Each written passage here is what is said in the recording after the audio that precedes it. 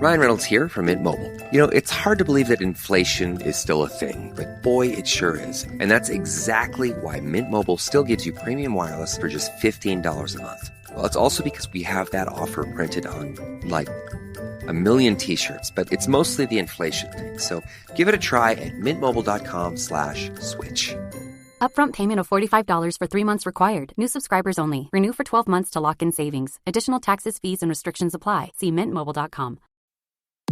Hey, this is Jeff Lewis from Radio Andy. Live and uncensored, catch me talking with my friends about my latest obsessions, relationship issues, and bodily ailments. With that kind of drama that seems to follow me, you never know what's going to happen. You can listen to Jeff Lewis live at home or anywhere you are. Download the SiriusXM app for over 425 channels of ad-free music, sports, entertainment, and more. Subscribe now and get 3 months free. Offer details apply.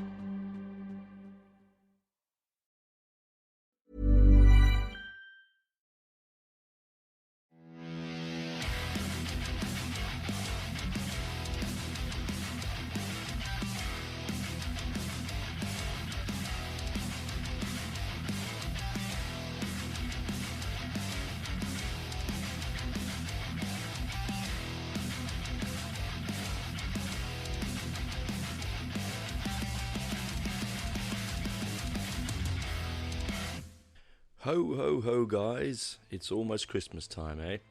Welcome to Heavy Metal Tones with me, your podcast host, Tony Evans.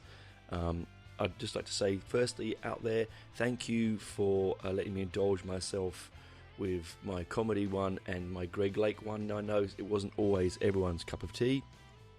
I've got my cup of tea here. But, sometimes when you create content, you can create content for other people, you can create content for yourself. And I just felt like I wanted it for myself this time round. Sorry, I'm having trouble with my headphones. Oh, bloody hell. I think that's better. Yeah. Anyway, so this week's episode is an interesting one. Okay, back to the hard-hitting podcast news. Hard-hitting podcast. Back to that. I've been getting some feedback saying, could we get some more music journalism back again? And, yes, we can. I did my little bit for myself, and we're back to it. Now, the thing that sort of brought me into my mind for this episode was that the new Ne Obliviscaris single dropped. When I say single, it's 12.5 minutes long, but it's the new Ne Obliviscaris. They're a Melbourne band. They're a predominantly ranked, sort of put in the extreme metal genre, but I would also call them progressive extreme metal. They have, according to their website, and this is me doing my research, death metal, thrash, melodic death metal, melodic metal, classical, jazz, avant-garde, and flamenco. It's an interesting mix, is it not? Now, I first come across them probably 2000 when they played Soundwaves. I'm still working on that was. I think it was 2012, possibly. They formed in 2003 in Melbourne, and they've released 3 albums, an EP, and some demos. Now, not a lot of output, but when you listen to the quality of their work, you'll understand. Now, this episode is about the contrasting releases of a semi-small band, let's be honest, Ne Obliviscaris, when they're wonderful and they are known within their genre and their realm, and they do have a wide audience. They have a wider audience, and I'll get to you about that in a minute. It might shock you, actually. But, Metallica released a single 2 weeks, maybe a week ago or so now, and, of course, they're one of the biggest bands on the planet, and in the metal genre anyway. And there's such a contrasting difference between their single and this one just released by Neo. I'm not here to, by the way, also don't know switching off. I'm not here to trash the Metallica single. That I'm going to be honest. If you don't like honesty, then you know where you can go. But I am going to be honest. I'm also going to be pretty fair-minded, as I like to be in general. I think good music journalism, or good journalism in the end, is proactive and not reactive, and it's also subjective as well. I think subjectivity is more than objectivity. You know what I'm saying? Like, well, you know what I'm trying to say. What I'm trying to say is be positive, right?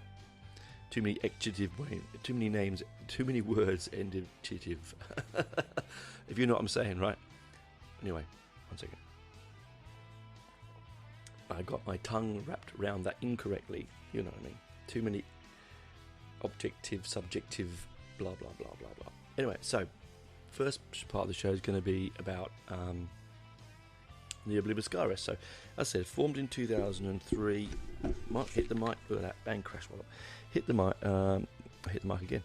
It was initially a 4-piece band, formed by Xenia. That's Mark Campbell, M-A-R-C.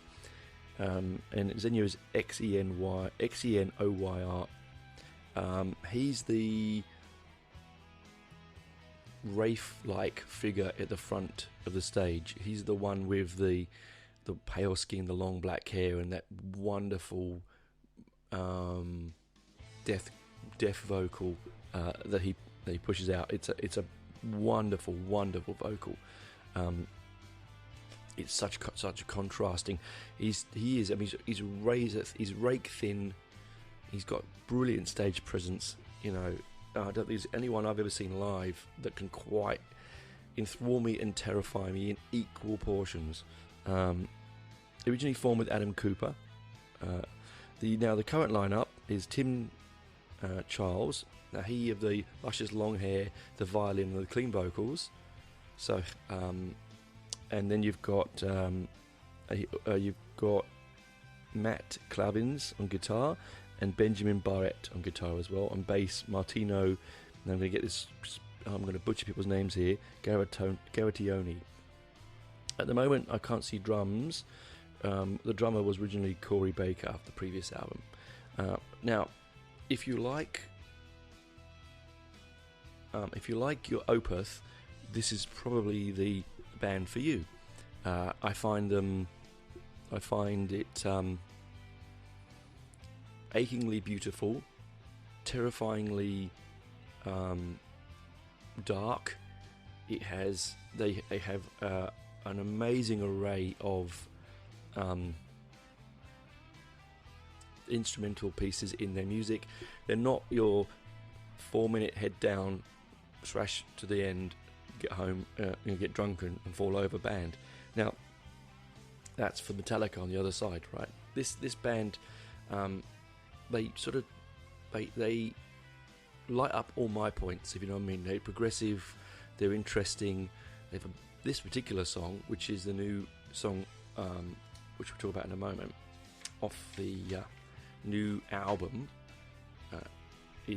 Exul is the new album, which is going to come out on the 26th. It's going to come out in March next year, in 2023.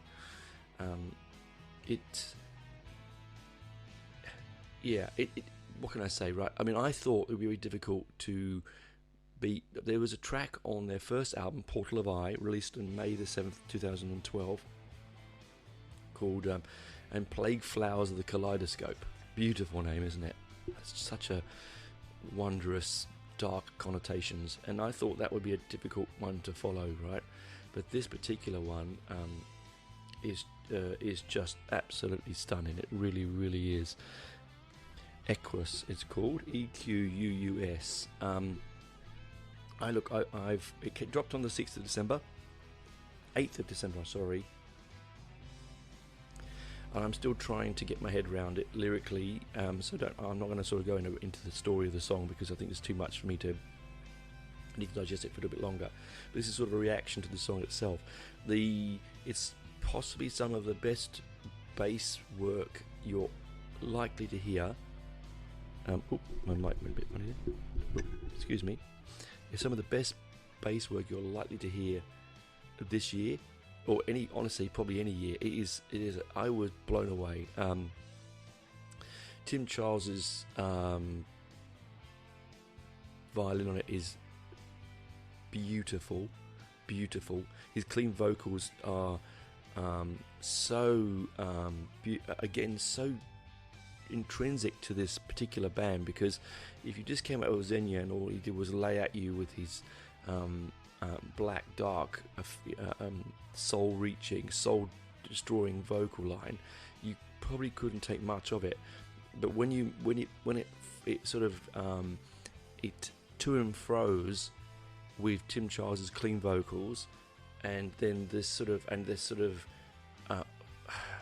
neoclassical violin work. You watch the video as well. I watched the video. I have put it up onto my Facebook page, and you can have a look at it there. I might put a link to it in the show notes, if I can know how to do it, if I can get it to work.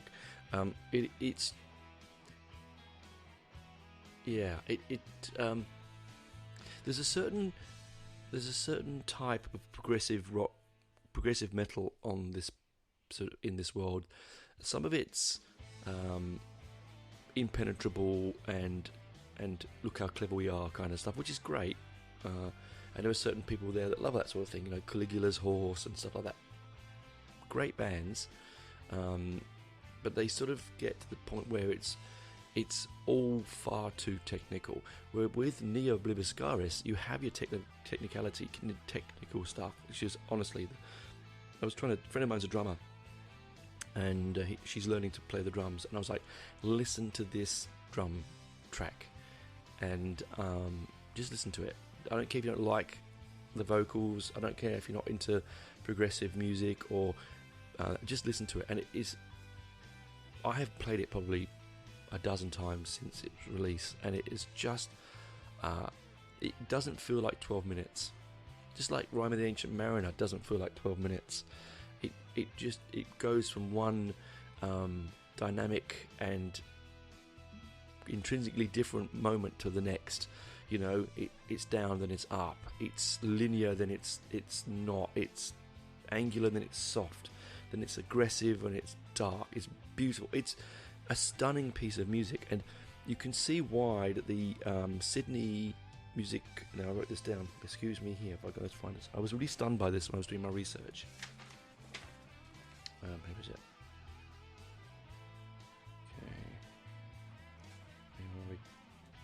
Okay. Bear with me. Oh, great radio, this, isn't it? Great radio. Great podcasting. I wrote this down. Yeah, the Sydney Conservatorium of Music used and played Flowers the Kaleidoscope as a subject for musical composition to study. Now, wow. And what that says, what does that, that just says it all, doesn't it, really? Right there off the bat, it says these people, this band know their stuff. If you're getting, the future of Australian classical music and modern music composition listening to this music, they clearly know what they're doing.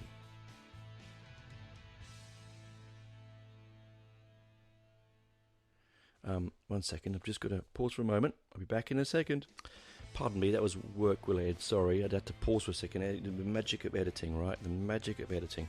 Yeah, so incredibly interesting band. So the single itself, I highly recommend you have a listen. It's on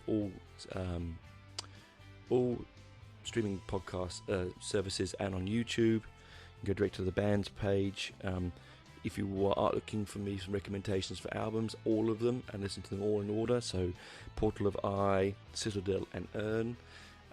I've seen them a handful of times now. Firstly at Soundwave, I was wandering around trying to find a band to watch, and I don't know what I'd seen before. It was this terrible band called Hollywood Undead were on. I was like, oh no, I'm not interested in another band wearing masks. I think they're Slipknot. So I walked off, and this guy, a stranger, just came up to me, said, "Do you like Opeth?" And I was like, "Yeah." He said, "Well, come and see my mate's band, Ne Obliviscaris, on the stage over there." And I wandered over. I probably missed the first few seconds of the opening song, but there was Xenia, middle of the stage, foot on the riser, deep, buried into his microphone, teamed with his violin. It was just fantastic. Now the band has had some ups and downs, some problems with personnel, quite a sort of, I don't know, quite a sort of sad story, but I mean that's not for here, but that's for your own research. You can have a look. There's some, but they were really good about it. They did a really good. The way they dealt with it was really good. They crowdfunded to go and tour.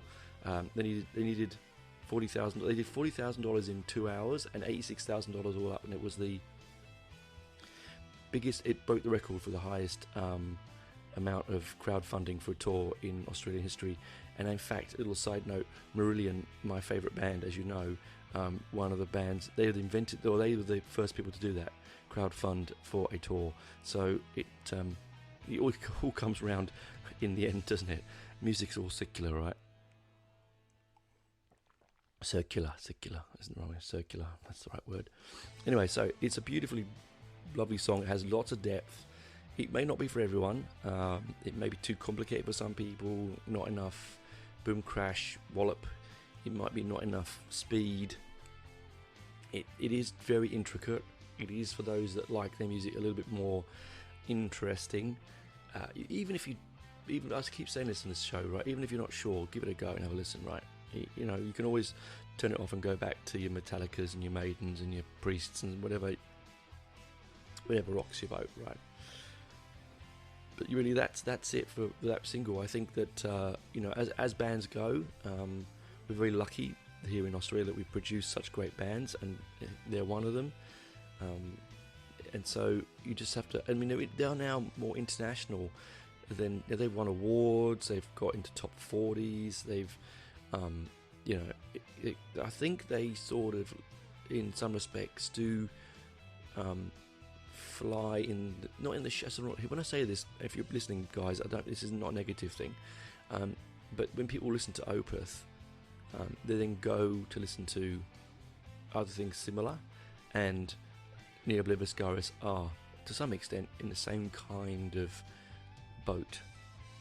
They're probably heavily influenced by them, and that's perfectly fine as well. I think both bands influence each other really, but as it goes, they are a fantastic bunch of guys. I've met them a few times after gigs. They're friendly. They make, as I said, they're great with the crowd. Even though music can be sometimes cold and sometimes starkly intellectual, which is what deep down I love. Okay, it can also be a little bit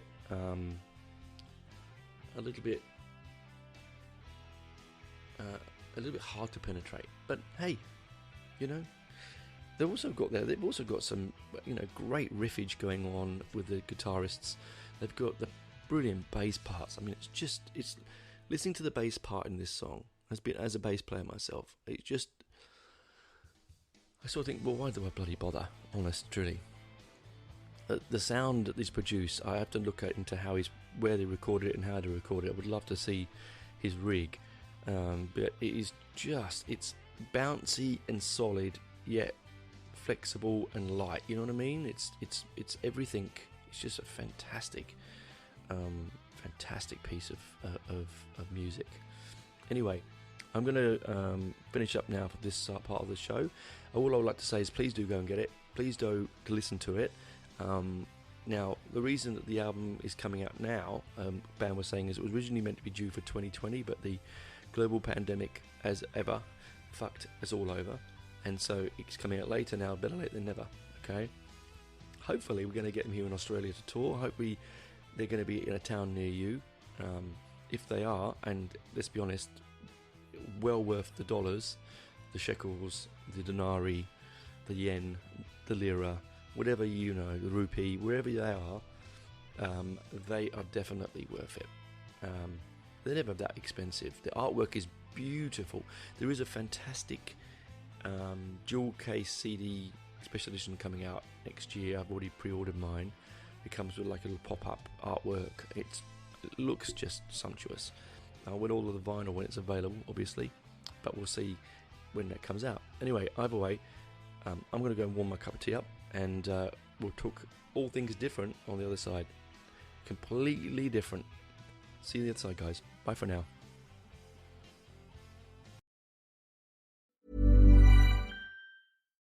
Ryan Reynolds here from Mint Mobile with a message for everyone paying big wireless way too much. Please, for the love of everything good in this world, stop. With Mint, you can get premium wireless for just $15 a month. Of course, if you enjoy overpaying, no judgments, but that's weird. Okay, one judgment. Anyway, give it a try at mintmobile.com/switch. Upfront payment of $45 for 3 months required. New subscribers only. Renew for 12 months to lock in savings. Additional taxes, fees, and restrictions apply. See mintmobile.com.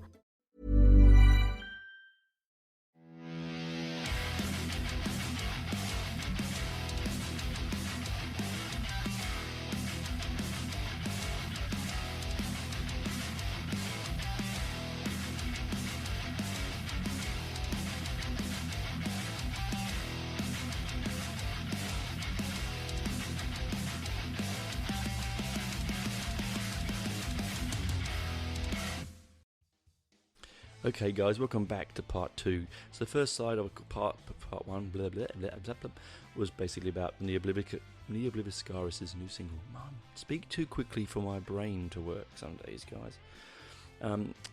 Now, as I said at the beginning of the show, I wanted the contrasting difference between what I felt about Ne Obliviscaris' new single and Metallica's new single. Now, the reason that I wanted to do a Metallica, I was going to touch it with a 40-foot barge pole, guys. I was going to leave it well alone because it can be very polarizing and angering some people if you say something negative about their heroes, and I really don't want to be that person. But also at the same time, I want to just say, when I was on the social medias, because I'm that kind of guy.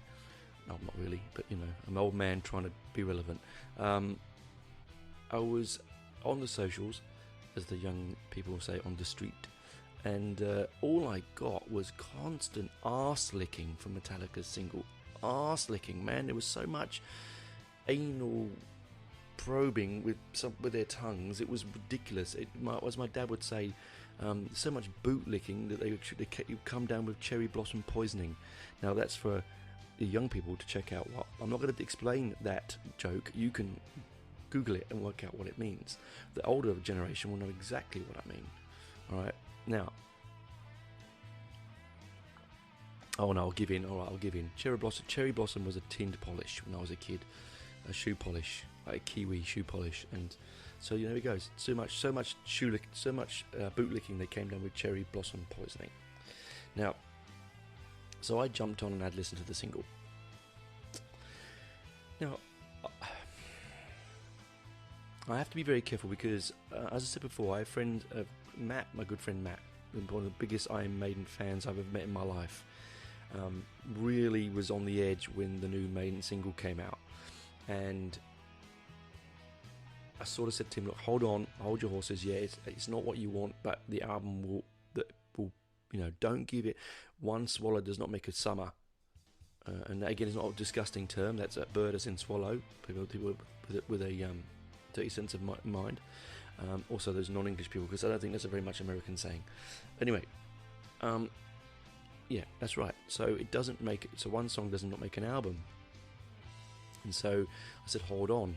And I'm still in the same way with this. Okay, so it came out, and all these people are bootlicking in it and going at it. And Benji jumps in and talks to me about it, and he was quite open. He said, I don't like it. And I said, okay, well, I'm going to have a listen. Now, there is a checkered past with Metallica, is there not? For me, Metallica is one of the really defining bands. There's a couple of bands in the world that define post and pre members of the band, like Marillion, post Fish, pre Fish. There are Chalk and Cheese. Iron Maiden. Post Diano, and and so on.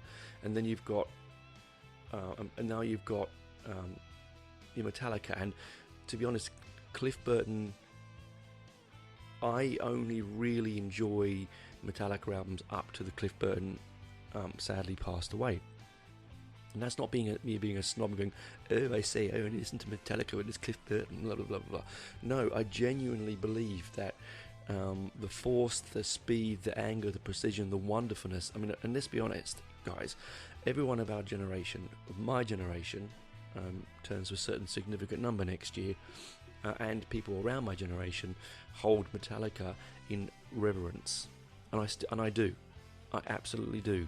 Ride the Lightning is one of my favourite albums of all time. It truly is. For Whom the Bell Tolls is a singular masterpiece of music. It's up there with Rime of the Ancient Mariner. It is up there with Green Manalishi by Judas Priest. And it's not a Judas Priest song, I know it's a cover, but their version of Green Manalishi. It's something wonderful. There's lightning in a bottle. My friend Crazy Mark, I talked to him about him before on the podcast. He absolutely loved them. Saw them on the Marquee. Saw them at Milton Keynes Bowl. There was something. They were the Metallica were the, and I love this word liminal. I keep using it. It's one of my favourite words. They were the bridge that spanned the liminal space between heavy metal and the frontier of modern metal. Okay, so you may have been listening to Iron Maiden. You may be listening to Judas Priest, Black Sabbath. You name it, slot it in that New Album, post New Album musical genre. And that's what you might have done. And you might have wanted to go into this new, uncharted world of down picking and speed beyond belief and staccato, short vocal attacks and, double snare, double kick, thunderous speed drumming and just, imagery that's a little bit more edgy. But where'd you go? You're too scared to go into the Slayer collection because they scare you a bit. You're not really quite sure what Anthrax is doing, and I was never quite sure what Anthrax was doing. So you go, and where do I go? And Metallica were that band because they come from a place where they loved New Album, they loved Venom, they loved hardcore rap, they loved everything street music wise. They were there for it, and musically trained parents come along and they make this new sound, this frontier breaking sound, and they produce some of the finest metal albums of all time. Kill 'Em All, Ride the Lightning, are just and Injustice for All are just amazing albums, really. Now, you're going to say he's not on Injustice for All. Well, he did have a posthumous writing credit on it. Also Master of Puppets. They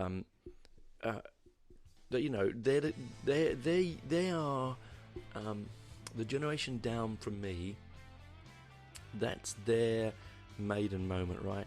Like listening to those albums, with your bum fluffed moustache and your denim blue jacket and your ripped jeans and your white high tops and your picture of Beavis and Butthead on the wall and Garth and Wayne twinkling away on the TV screen behind you. That's that generation. This is their music now. So I'm not going to say, I don't want to say a negative thing about the band because I think they're wonderful musicians and I think they're brilliant. As I said, up to the Cliff Burton, sad in the passing of Cliff Burton. I'm not a big fan. I never was of the Black Album. I'm honestly admit to it. I don't enjoy it. Anything beyond then, I'm sorry, pass. For me, pass.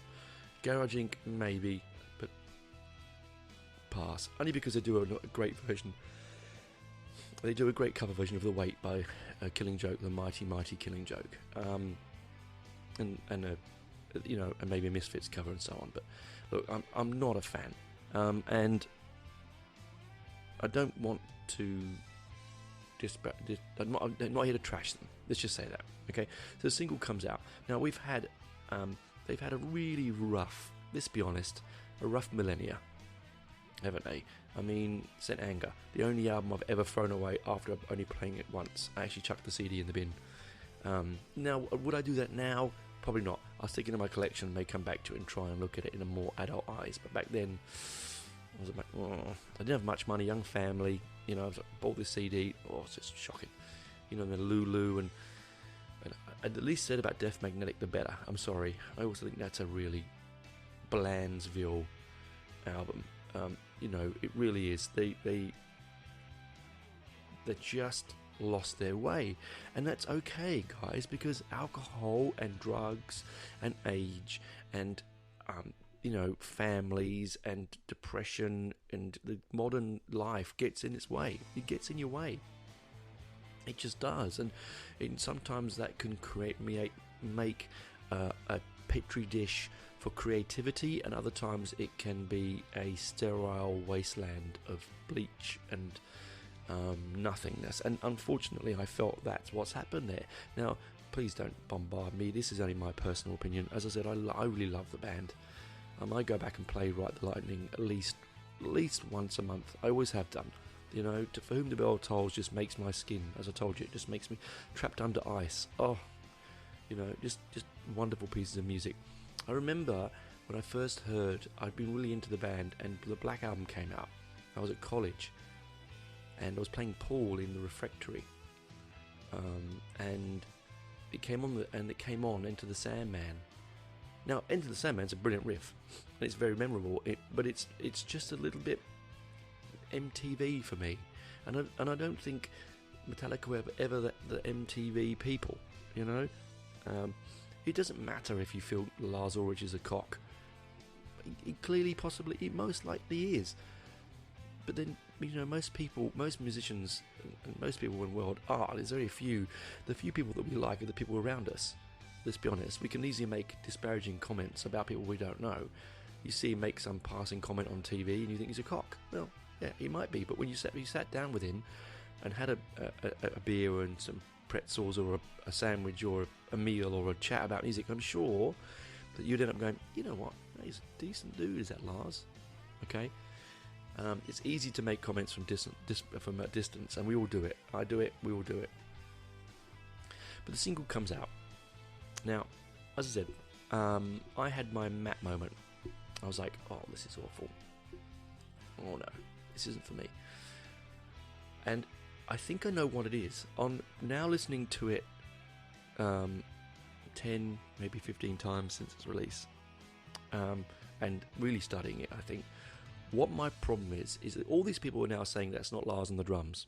Now, it might be Lars 15 years ago, and they've just sampled his drum for that. Fine. I don't care if it's not Lars on the drums. Come on now, guys. It's just the way it is. Yeah?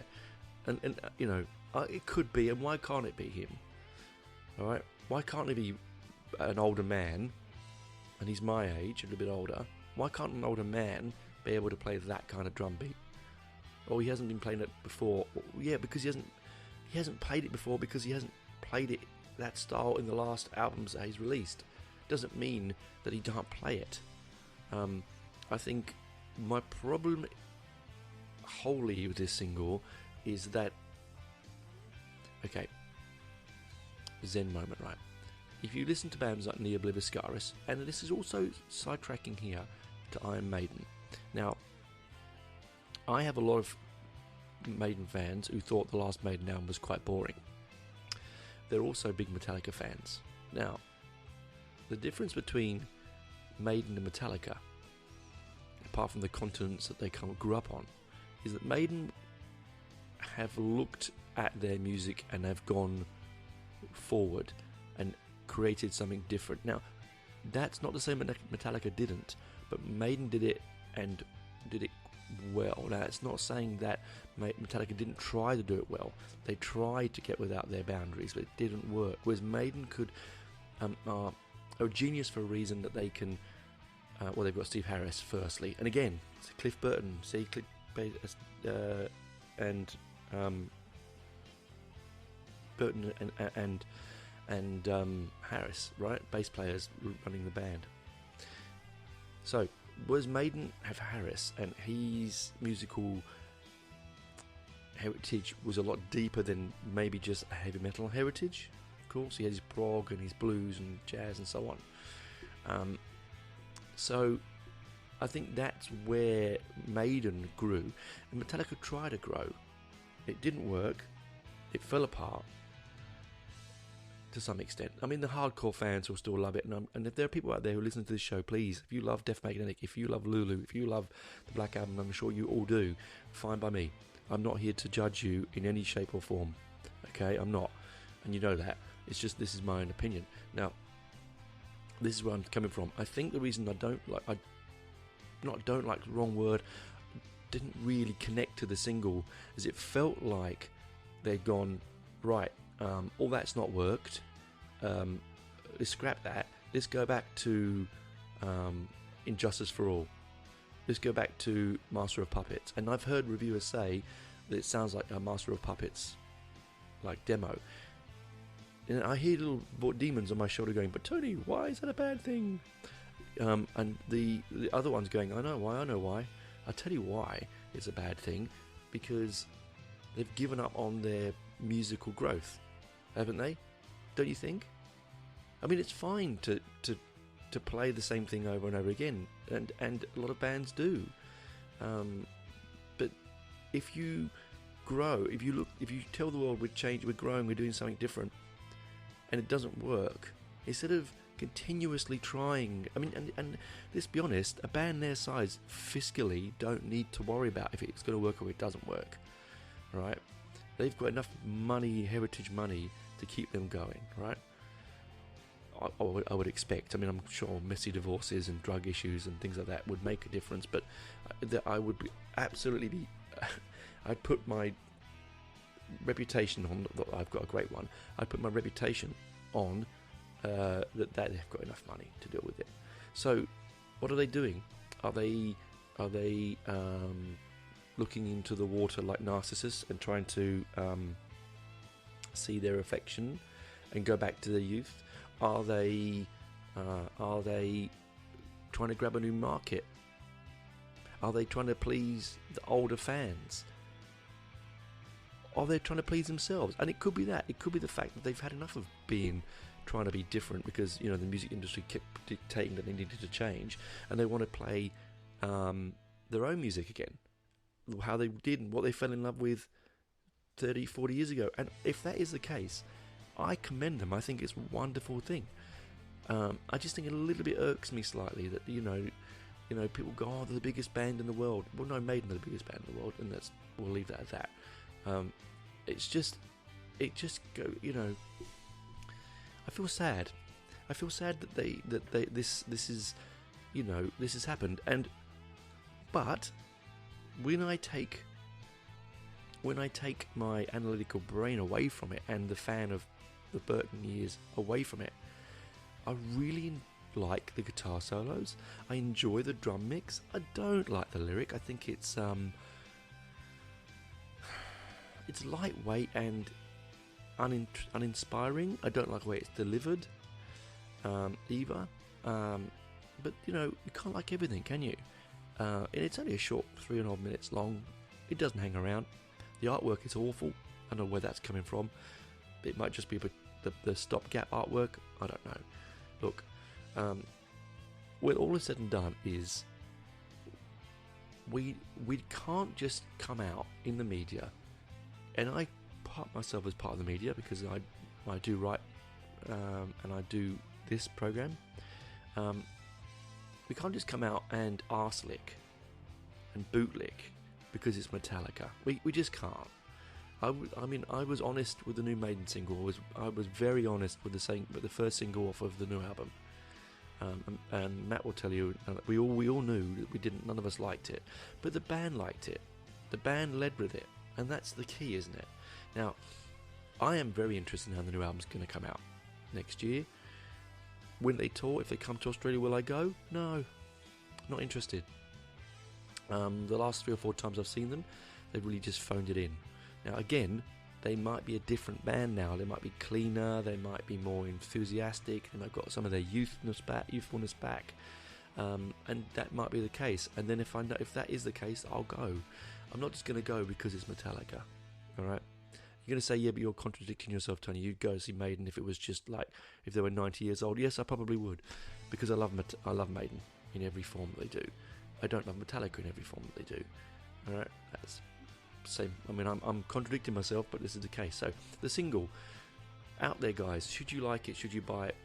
What do you think? Yes, you should. You should do whatever you think turns you on. If you love it, listen to it. Please, don't just go on TikTok and Instagram and Facebook and go, oh, they just keep saying it's this and this. No, make your own mind up. I just think sounds like they've got a demo. They've rewired it, cleaned it up a bit, made it sounding more modern, and pushed it out. It doesn't sound like there's much effort made in this particular song. Contrasting though with Ne Obliviscaris, now there's an effort there. Yes, unlike Ne Obliviscaris, now they're a new band. Okay, they don't have the heritage and longevity that Metallica does. They don't have the fan base that they do, so they can sort of do what they want really without old grey men like me shaking my fists and moaning at it and saying it's not 1983 anymore.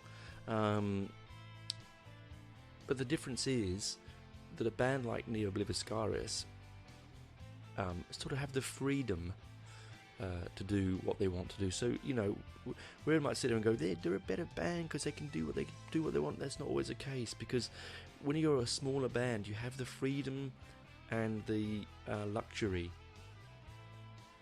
to create music that's meaningful to you. When you are a corporation and your name is on everything, like, you know, condoms and dildos and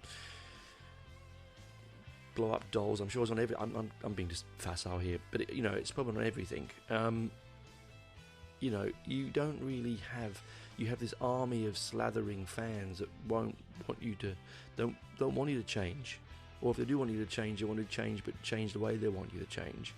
And so, I'm sure they've done their focus groups and gone, the last few albums and singles really wasn't working. Let's go back to how we do it before. And if that is good, but this is where my sadness lies, guys, because are they really doing that for themselves, or are they doing that because that's what the fans demand? They want Ride the Lightning again. They want, Trapped Under Ice. They want all that stuff again. They want Seek and Destroy. They want, I don't know. There lies my sadness for them, because as a musician myself, a rather rudimentary one, I'd like to think that I could do what I want to do and not worry about what other people say. And it's like the show. It's very much like the show. I do stuff like I did the stuff with, because it's important to me that about Greg Lake dying. His memorial. And it didn't get many listens. Now, I'm not saying you should all go and listen to my show because it ad nauseum. You pick what you want, it's fine. But it's when I do like Iron Maiden ones or Metallica ones, and suddenly I'll get lots and lots of listens. Sometimes it wears you down a bit. Because I'd love to think that my audience base and my people that listen are open-minded, interested, and have just a wonder of the world of music as much as I do. And so I can see why bands like Metallica do what they do. I really can. Because you don't want to rock the boat. You want to keep making music and make people move. I get it. I really do. But hey, anyway, look, it wasn't a bad single. Yes, it's not what I wouldn't listen to it over and over again. Do I feel that they've done better work in the past? Yes. Do I think they can do better stuff in the future? Yes. Do I feel that they need, like tick box? Do I feel that they need to be more honest to themselves? I get a feeling they do. Because I got a feeling that deep down they all, like James' mother was an opera singer. Maybe he wants to do and go into that, a bit more different type of music. But equate to horror movies. Great film directors have all got into major Hollywood cinema via horror movies because it was easy, cheap, and sold lots of tickets. And this is the same as some of this music. It's easy. Well, it's not easy to make. No music is easy to make, but it's easy to sell, and it's cheap to produce. Punk was another good one. some of the greatest bands on the planet now all started off as punk bands because it was just, hey, there's a sound, it's easy, we can get in, get a record deal. Once we're inside the system, we can change the system. That's it. So my final word on the single is just go and enjoy it. I'm not going to trash it. I didn't like it. I thought it was weak. I thought it was relatively bland, and I thought it was the Media Machine moved quickly on it, far too quickly, really. Anyway, that's it. I'm done for now. So don't forget. If you do want to come back to my show, and I really appreciate it, please do go and put some reviews out there, like and subscribe. It does help other people find my show. The next week's will not be the traditional Tony talking for an hour idiocy. It's going to be 8 to 10 minute episodes, and it'll be, as I said last week, it'll be Heavy Metal Tones Advent Tour. Like we did last year, we did 7 dates of Noel, and I really enjoyed doing that, so we can do a similar thing. I still don't know what a couple of the days are going to be. I thought they were going to be my top albums and singles of the year. It may still be, but this show is fluid, and I get one idea on one day and it changes the next. So scratch your beard, ASMR. For all those people that like hearing beard scratched, like and subscribe. Anyway, that's me being silly. I'm going to go now and put on some old school Metallica and pretend I'm 16 again. Anyway, see you on the other side, guys. Chat to you before Christmas. Bye for now.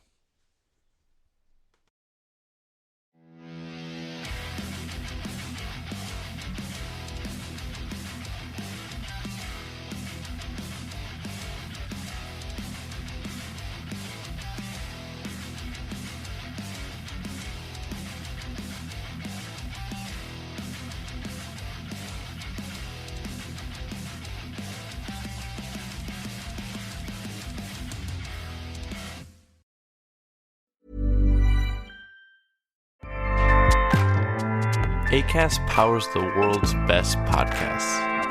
Here's a show that we recommend. This week, we analyze the remarkable marketing skills of Taylor Swift. She has regained ownership of her master recordings, convinced Apple and Spotify to pay artists in a more equitable way. She defied Hollywood. She markets her music in very surprising ways, and holds over 70 Guinness World Records. The marketing of Taylor Swift, this week on Under the Influence with Terry O'Reilly. Acast helps creators launch, grow, and monetize their podcasts everywhere. Acast.com.